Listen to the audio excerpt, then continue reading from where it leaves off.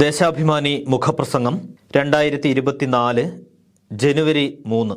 K സ്മാർട്ടിൽ ശാക്തീകരിക്കപ്പെടുന്ന Keralam. തദ്ദേശ ഭരണ സ്ഥാപനങ്ങളിലെ സേവനങ്ങൾ നടപടിക്രമങ്ങളുടെ നൂലാമാലകൾ ഒഴിവാക്കി ഒറ്റ ക്ലിക്കിൽ ലഭ്യമാകുന്ന കെ സ്മാർട്ട് പദ്ധതി കേരളത്തെ ഒറ്റയടിക്ക് ഒരുപാട് ഉയരങ്ങളിലെത്തിച്ചിരിക്കുന്നു.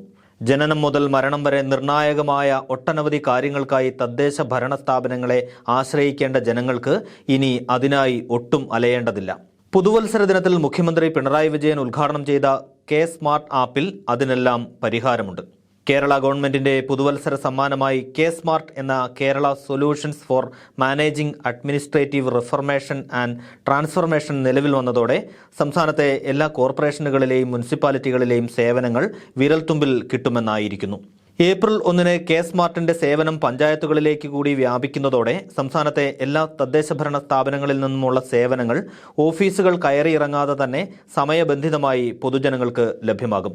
ഏറെ നടപടിക്രമങ്ങൾ അനിവാര്യമായിരുന്ന, അതിനാൽ തന്നെ കാലതാമസവും കഷ്ടപ്പാടും വേണ്ടി വന്നിരുന്ന ജനന, മരണ, വിവാഹ രജിസ്ട്രേഷനുകൾ ഇനി പൂർണ്ണമായും ഓൺലൈനിൽ സാധ്യമാകും. വിവാഹ രജിസ്ട്രേഷന് നേരിട്ട് ഹാജരാകുക പോലും വേണ്ടതില്ല.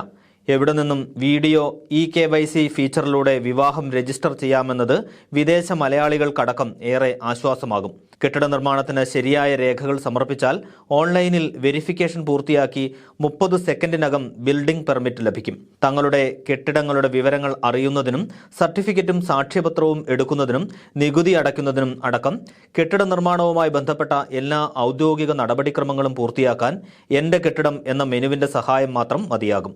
വ്യാപാര സംരംഭങ്ങൾക്ക് ആവശ്യമായ രേഖകളോടെ അപേക്ഷ സമർപ്പിച്ചാൽ 5 ദിവസത്തിനകം ലൈസൻസ് ലഭിക്കും. നിയമങ്ങൾക്കും ചട്ടങ്ങൾക്കും മുന്നിൽ നിസ്സഹായരായി പോയ ജനതയെ സാങ്കേതിക വിദ്യയുടെ സഹായത്തോടെ ശാക്തീകരിക്കുകയെന്ന മഹത്തായ ദൗത്യമാണ് ഇതുവഴി സംസ്ഥാന ഗവൺമെന്റ് നിർവഹിക്കുന്നത്.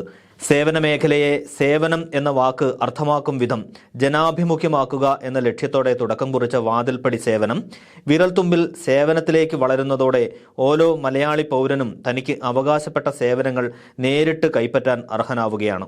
സാങ്കേതിക വിദ്യയുടെ സഹായത്തോടെ സേവന മേഖല കാര്യക്ഷമമാകുന്നതോടെ ജോലിഭാരത്തിന്റെ പിടിയിൽ നിന്നും കാര്യക്ഷമതയില്ലായ്മയുടെ പഴിയിൽ നിന്നും ജീവനക്കാർക്കും മോചനമാകും.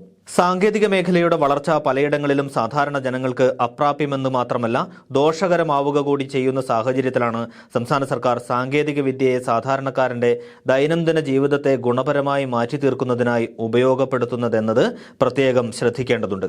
സാങ്കേതിക വിദ്യയിലെ മുന്നേറ്റത്തെ ജനങ്ങൾക്ക് പ്രയോജനപ്പെടുത്താൻ കേരളത്തിന് കഴിഞ്ഞുവെന്ന മുഖ്യമന്ത്രി പിണറായി വിജയന്റെ വാക്കുകൾ വിരൽ ചൂണ്ടുന്നതും ഈ യാഥാർത്ഥ്യത്തിലേക്കാണ്. ലോകം ഒരൽപ്പം ആശങ്കയോടെ ഉറ്റുനോക്കുന്ന നിർമ്മിത ബുദ്ധിയുടെ സാധ്യതകൾ കൂടി ഉപയോഗപ്പെടുത്തിയാണ് കെ സ്മാർട്ട് ആപ്പ് രൂപകൽപ്പന ചെയ്തിരിക്കുന്നതെന്നത് സാങ്കേതിക വിദ്യയുടെ വിവേകപൂർണമായ ഉപയോഗത്തിനു കൂടി മാതൃകയാവുകയാണ്. കെ ഫോൺ പദ്ധതിക്കും K5 പദ്ധതിക്കും പിന്നാലെ കെ സ്മാർട്ട് പദ്ധതി കൂടി നിലവിൽ വന്നതോടെ കേരളം കൂടുതൽ സ്മാർട്ടാവുകയാണ്. കേരളീയർ കൂടുതൽ ശാക്തീകരിക്കപ്പെടുകയാണ്. എല്ലാ വില്ലേജ് ഓഫീസുകളെയും സ്മാർട്ട് വില്ലേജ് ഓഫീസുകളാക്കുന്ന പദ്ധതിയും സമ്പൂർണ്ണ ഡിജിറ്റൽ സാക്ഷരതാ പദ്ധതിയും കൂടി പൂർത്തിയാകുന്നതോടെ ശാസ്ത്ര സാങ്കേതിക മുന്നേറ്റത്തിന്റെ മാനവിക മുഖമാകും കേരളം.